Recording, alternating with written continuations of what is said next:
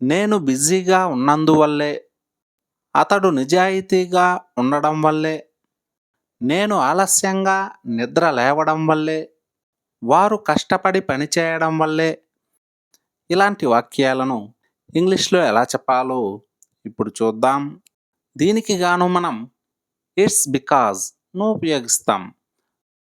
అందువల్లే అలా జరిగింది అని చెప్పడానికి ఇట్స్ బికాజ్ను ఉపయోగిస్తాం.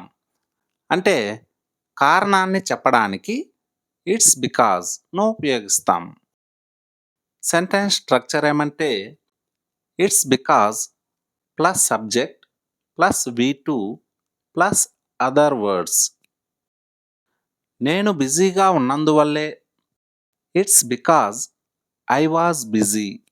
It's because I was busy అంటే నేను బిజీగా ఉన్నందువల్లే అలా జరిగింది అని, లేదా నేను బిజీగా ఉన్నందువల్లే ఆ పని చేయలేకపోయాను అని. మనం ఆలస్యంగా మొదలు పెట్టడం వల్లే, it's because we started late.